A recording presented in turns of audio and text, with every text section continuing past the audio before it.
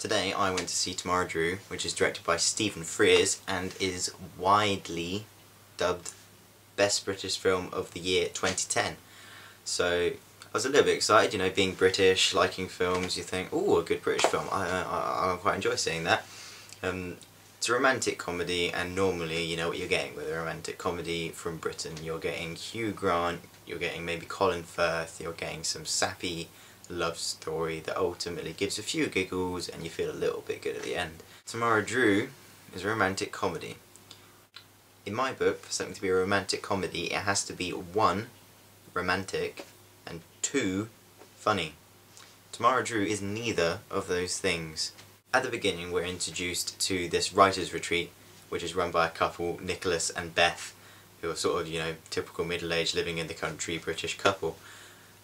They serve all their guests scones with cream and jam.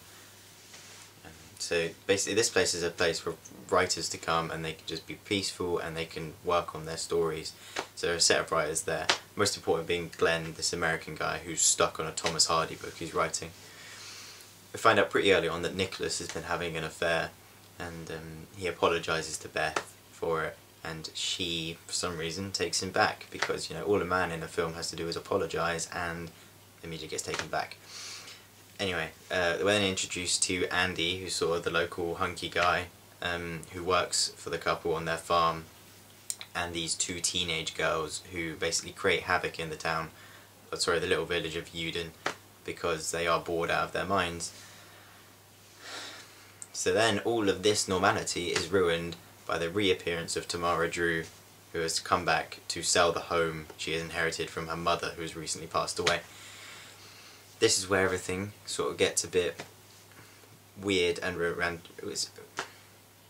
this is where we're introduced to the sort of simple idea of a romantic comedy.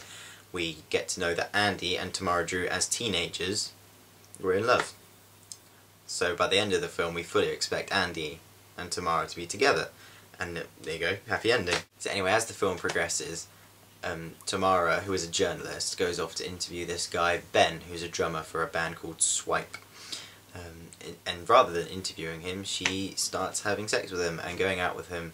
So then, you know, we've got our typical romantic comedy complication. You know, Andy has to try and convince her that this guy is bad, and at the end he'll ultimately woo her.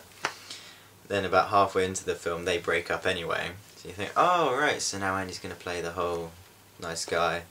She might get back with him, but then she'll realise she loves Andy. Nope. Nicholas, the guy who's been having an affair earlier on in the film, starts having an affair with Tamara, which... Sorry, this is where I've just got to mention the 2 teenage girls from earlier on. They are both absolutely in love with this Ben drummer guy who Tamara starts going out with. So whenever Tamara and Ben leave the house, they break in to sort of nick some of his stuff and roll around smelling him. They log onto Tamara's computer and send out an email to Andy, Nicholas and Ben asking them to come round for a shag. So then Nicholas thinks that Tamara generally wants to shag him, so goes over to her house and it's like, hey, you know, do you want a shag? And at this point you're kind of expecting Tamara Drewe to either laugh in his face or invite him in so that she can get some sort of evidence and prove to Nicholas's wife Beth that he is, you know, still trying to have affairs. Instead she starts having an affair with him, and it's at this point that it all fell apart for me, because we want Andy and Tamara to be together. Andy has been nothing but a lovely chap in this film, and we don't, at this point I no longer wanted him to be with Tamara, because I would not like a girl who would actually willingly sleep with someone she knew was in a relationship. I mean, they live across the road from each other. She knows that he's been married for a really long time. That does not make it okay.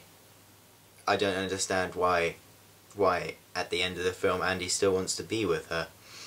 Anyway, eventually Tamara dumps him and Beth finds out, and she eventually gets rid of him, and then Glenn, the American guy, gets with her, which is quite nice, because throughout the film they've kind of been getting along really well and kind of want that to happen.